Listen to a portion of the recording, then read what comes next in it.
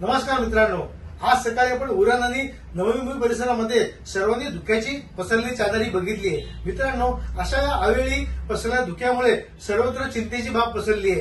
तर हे सगळे जे अवेळी बदल वातावरणात घडत आहेत याला कारणीभूत म्हणजे आपले हवामान, आपल्या हवामानातील बदल, आपले प्रदूषण आणि वाढतं तापमान, ह्या सगळ्या गोष्टीमुळे हे सर्व अवेळी वातावरण बघायला मिळत आहे. मित्रांनो, मोस्टली हा जो सकाळी आपण फॉग बघितला याचे 2-3 प्रकार असतात. मग एक प्रकार तर म्हणजे मिस्ट म्हणजे आपल्याला धुक्यामधील पुढची गोष्टही क्लिअर दिसते, त्याला आपण मिस्ट बोलतो. फॉग मध्ये आपल्याला समोरची गोष्टी बऱ्यापैकी क्लिअर दिसत नाही, त्याला आपण फॉग बोलतो. आणि आपल्या परिसरामध्ये आपण जो बघतो स्मॉग म्हणजे ज्या फॉग मध्ये धूळकण किंवा प्रदूषण मिसळते त्याला आपण बोलतो स्मॉग. तर अशा एकंदरीत या सगळ्या वातावरणामुळे लोकांच्या आरोग्यावर खूप परिणाम होत चाललेला आहे. श्वसनाचे आजार खूप वाढत चाललेले आहेत. लोकांची सर्दी आणि घसदुखीचे आजार खूप वाढत चाललेले आहेत. लोकांचा खोकला आणि घसदुखी हा भरपूर दिवस चालू राहतो. गोळ्या औषधी घेऊन त्याला फरक पडत नाहीये. लोकांना श्वसनाच्या आजारासोबत दम्याचे आजार वाढत चाललेले आहेत. तर मित्रांनो, ह्यासारख्या वातावरणामध्ये ज्या लोकांना दम्याचा आणि श्वसनाचा किंवा ॲलर्जीचा त्रास आहे अशा लोकांनी विशेष काळजी घेतली पाहिजे. मित्रांनो,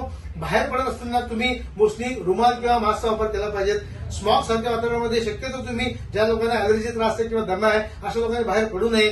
शक्यतो बाहेर गेल्यानंतर ज्यावेळेस तुम्ही घरी वापस येतो त्यावेळेस तुम्ही स्टीमचा वापर केला पाहिजे. तुम्ही वेळोवेळी थोडं गरम पाणी पिलं पाहिजे. मित्रांनो, ज्यावेळेस आपण अशा वातावरणातून बाहेर येतो त्यावेळेस बऱ्याच काळ आपल्या घशामध्ये या वातावरणातील जंतू किंवा काही संसर्गजन्य विषाणू आपल्या घशामध्ये बरेच काळ राहतात आणि त्याच्यानंतर बऱ्याच काळानंतर ते आपल्या श्वसन नलिकेवर जातात. पण जर तुम्ही वेळोवेळी स्टीम आणि जर गरम पाणी पिलं तर ते जंतू तिथल्या तिथे घशामध्ये मरतात आणि तुम्हाला याचा धोका हा बऱ्यापैकी कमी होतो.